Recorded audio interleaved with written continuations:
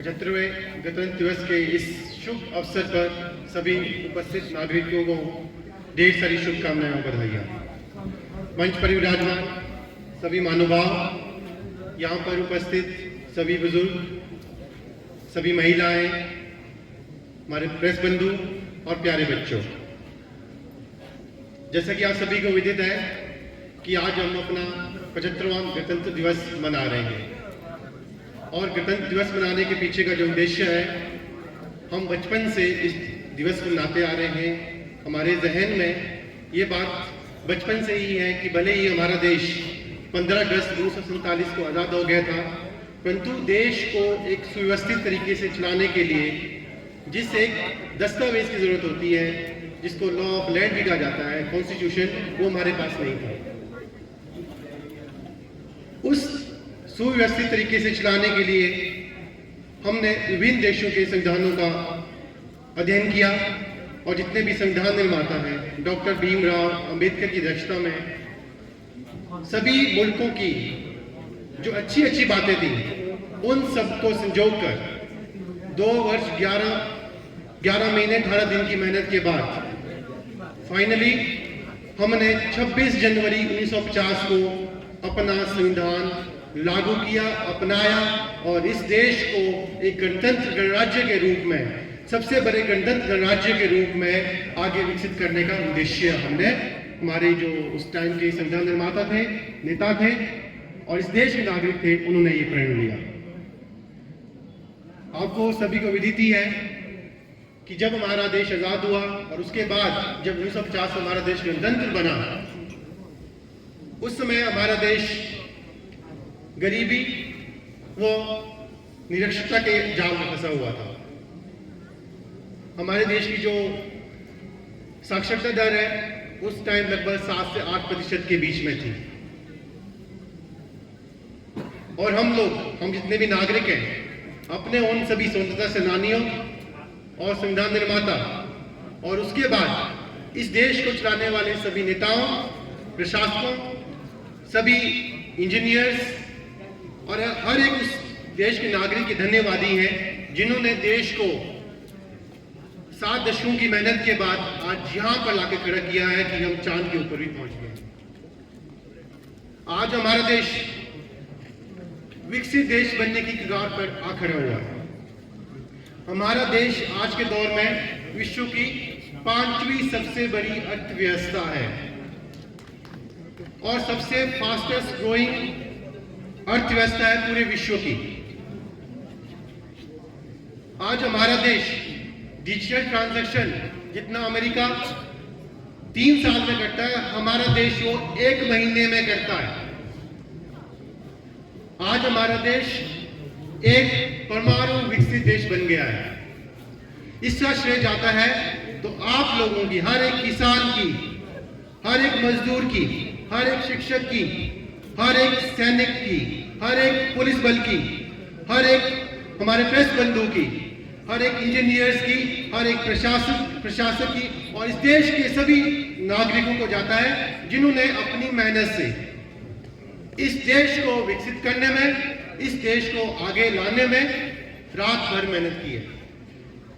आज के दिन हमें यह भी याद रखना है कि जो हमें आजादी मिली वो हमें ऐसे ही नहीं मिली है।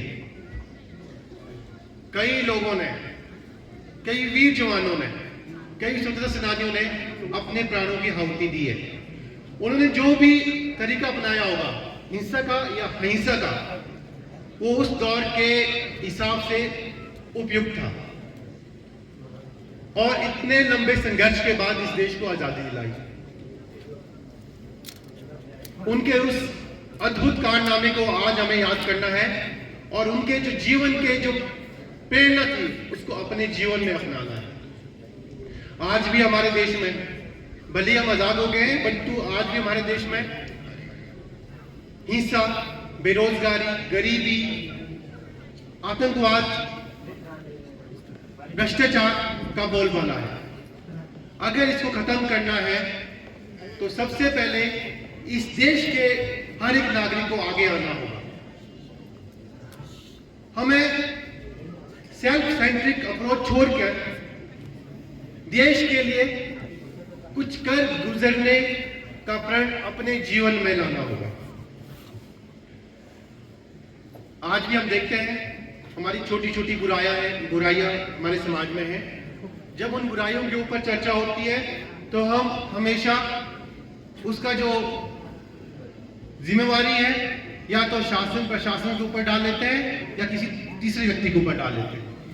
परंतु जो समाज का नागरिक होने का जो हमारा कर्तव्य है, उस संविधान में जो हमारे मूलभूत कर्तव्य लिखे गए हैं, उन्हें हम भूल जाते हैं।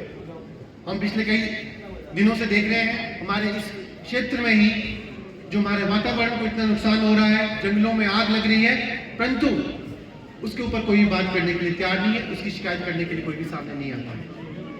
ऐसा तो होगा नहीं कि हमारे जंगलों में आग लगाने के लिए पाकिस्तान से कोई आएगा या कोई नक्सलवादी आएगा। हमारे गांव के लोग ही जंगलों को नाश कर रहे हैं। प्रतिदिन जंगलों में आग लगती है, कभी गांव वाले किसी की शिकायत नहीं करते, पूरे जंगल जला दिए। हमारी फायर ब्रिगेड भागी रहती है, हम कभी यहाँ कभी बारूबाग में आग बुझा रहे हैं, कभी मैनन पंचायत में बुझा रहे हैं, कभी बड़ा गांव के साथ बुझा रहे हैं। फिर भी दोष सरकार के ऊपर आता है कि सरकार कुछ नहीं करती है। वो देश के नागरिक हैं जिनका कर्तव्य था कि हमारे जंगल जल रहे हैं, हमारे कई लोगों के खेत जल गए, कई लोग मकान जल गए, परंतु कोई इसके ऊपर बात करने के लिए राजी नहीं है, कोई किसी को रोकने के लिए राजी नहीं है। इसी तरह आज हमारे पशु आवारा घूम रहे हैं, उनके पास सहारा नहीं है। हम उन्हें यहां से भगा के वहां भगा लेते हैं, वहां से कहीं आगे भगा लेते हैं, वहां से वापस आ जाते हैं। परंतु भले ही हमारी गौशाला गांव में जो हमारे पुराने घर हैं वो खाली पड़े हैं, जहां पशु रखते थे, कोई उन्हें रखने के लिए राजी नहीं है। इससे बड़ी क्रूरता क्या हो सकती है? हम जितने भी यहाँ पर उपस्थित हैं, सभी के जो पुराने घर हैं गांव में, वहां के जो धरातल की जो मंजिल है वहां पर रखने के लिए एक व्यवस्था है, परंतु कोई रखना नहीं चाहता है। उसका दोष भी सरकार के ऊपर आता है कि शासन प्रशासन पशु रखने की व्यवस्था करे।